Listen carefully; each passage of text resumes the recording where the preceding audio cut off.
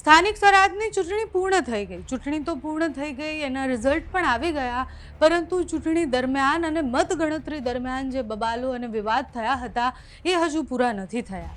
સુરતની ઘટના છે. સુરતમાં કોંગ્રેસના એક નેતા પર હુમલો થાય છે. એ નેતા પર હુમલો જ્યારે થાય છે ત્યારે પોલીસ હાજર હોય છે અને આક્ષેપો ભારતીય જનતા પાર્ટીના વોર્ડ નંબર 18ના ઉમેદવાર પર હતા. એ આક્ષેપો પછી એ ઉમેદવાર જીત્યા પણ ખરી, એટલે મતગણતરીનો એ દિવસ હતો અને એ બંને પક્ષ વચ્ચે બબાલ થઈ. એના પછી એ ઉમેદવાર સામે કોઈ કાર્યવાહી, એટલે ભારતીય જનતા પાર્ટીના નેતા સામે કોઈ કાર્યવાહી કેમ નથી કરવામાં આવી, એ વાત સાથે હવે કોંગ્રેસના કાર્યકર્તાઓ રસ્તા પર ઉતર્યા છે.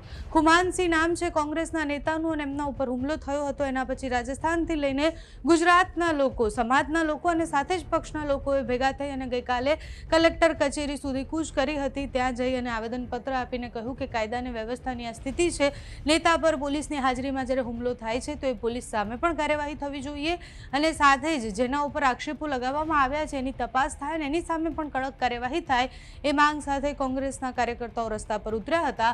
તો ગઈકાલે સુરતમાં કોંગ્રેસના કાર્યકર્તાઓ અને સમાજના લોકો જ્યારે ભેગા મળી અને આવેદનપત્ર આપવા માટે ગયા. કોંગ્રેસના કાર્યકર્તા પર થયેલો હુમલો એ મતગણતરીના દિવસનો હતો. હજી સુધી કેમ કાર્યવાહી નથી થઈ એ મોટો પ્રશ્ન છે. ગઈકાલે સુરતમાં જે બન્યું તેના પર કરીએ નજર. मैं डॉक्टर अजीत सिंह,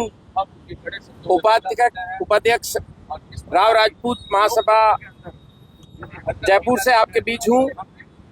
हमारे भाई खुमान सिंह की दर्जावत पर जो एक हमला पुलिस के सामने हुआ है, प्रशासन जिसमें मौजूद था, जिसके वीडियो फुटेज मौजूद है, और इसके बावजूद भी आरोपियों पर कोई कार्रवाई नहीं हुई है, इससे हमारे संपूर्ण क्षत्रिय समाज में रोष है।